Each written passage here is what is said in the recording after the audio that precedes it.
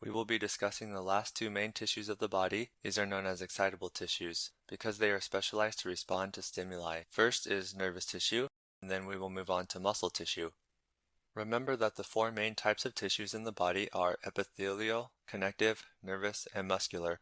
In all of these tissues there are subclasses which we have talked about, but nervous tissue does not have a subclass. There is just one type of nervous tissue, so that makes it a lot easier to learn. Ideally, when we learn about nervous tissue, we are learning about neurons, which are the nerve cells of the tissue. They usually have this shooting star appearance. But depending on the cut of the tissue, we might not always see it like this. Neurons are surrounded by a greater number of much smaller cells called glial cells. Nervous tissue is specialized to the nervous system. Here's a sample of many neurons. The stain is pretty dark, so it makes it hard to see the details of the neuron, but let's get a little closer. You can see the cell bodies of the neurons along with branching processes that look like dendrites. In this neuron you can see an axon. All of the surrounding dots are called glial cells. They perform the housekeeping role of the nervous tissue and far outnumber the neurons by about 10 to 1. Now on to the final type of tissue, muscular tissue. There are three types of muscular tissue.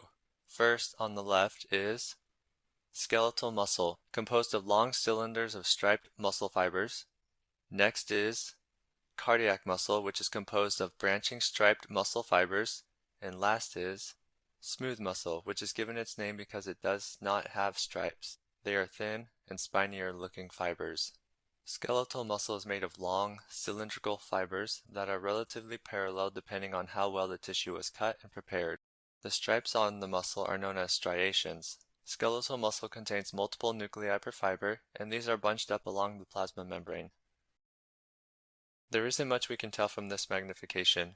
It's easy to get this confused with one of the dense connective tissues, so let's get closer to see if we can differentiate this from the other tissues. As we get closer, we can start to see the striations. Realize that the striations are the best way you can differentiate this tissue from something like dense regular connective tissue. From this magnification, we can see the long parallel fibers, we can see the oval nuclei, and of course the striations. That tells us that this is skeletal muscle. This picture from a scanning electron microscope will make a little more sense once we talk about the muscular system in lecture, so don't worry right now about what's written on the screen. This image is meant to show the striations under a high magnification. Cardiac muscle is next. It is made of short, branching cells known as cardiomyocytes.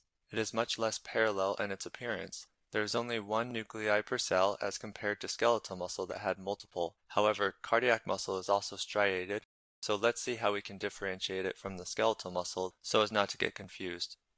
Cardiac muscle is involuntary muscle that is found in the heart wall.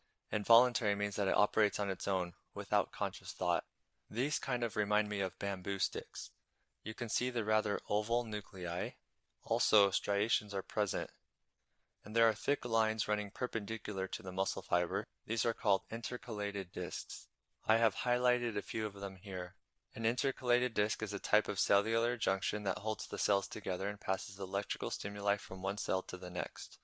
The scanning electron microscope shows the striations, but what is neat about this one is the darkened squiggly line, which is the intercalated disc, separating one cell from the other. Intercalated discs are unique only to cardiac muscle. Our last and final tissue is smooth muscle. It is composed of short, spiny-looking cells that overlap each other. It is not striated, so it will not have the stripes that the other muscle tissues have. This is why it is called smooth muscle. There is only one nucleus per cell, and it is usually round or oval and centrally located. Smooth muscle is involuntary, so it cannot be consciously controlled. Therefore, it is the type of muscle that surrounds organs such as the intestines. It contracts on its own to push food through the system.